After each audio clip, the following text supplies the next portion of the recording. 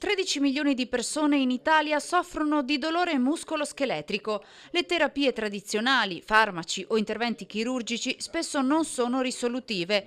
All'Istituto Flebologico Italiano di Padova, prima struttura in Italia, una risposta arriva da una tecnologia medicale di ultima generazione, sviluppata in Svizzera, come spiega il direttore sanitario Dimitrios Kontotanassis, direttore sanitario del centro specializzato nella cura delle malattie venose. Molte volte si scambia la clinica di una patologia con magari la clinica di un'altra. Il nostro compito è che siamo professionisti, quindi il nostro parere clinico sta nel fatto di individuare qual è la patologia e cos'è che dobbiamo curare. Oggi è fattibile con la terapia non invasiva del dolore, che si chiama T-Therapy, che cura il 97% del dolore osteoarticolare.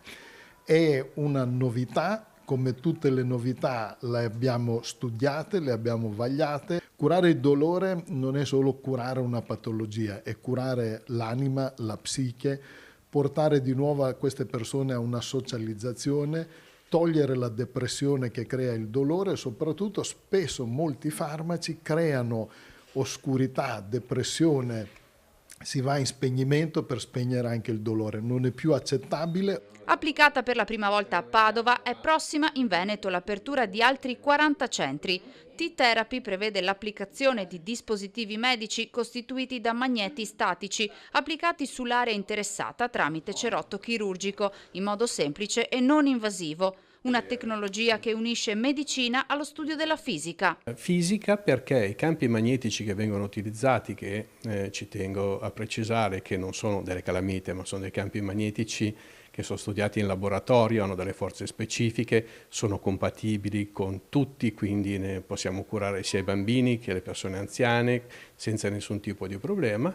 Il nostro compito fisicamente è quello di andare a ridurre lo schiacciamento di due strutture. Quindi se immaginiamo le due giunture, se vogliamo chiamarlo così, che tendono a essere compresse per qualche motivo, lo scopo è in prima istanza togliere i processi di infiammazione e poi dilatare sempre con le forze magnetiche le strutture.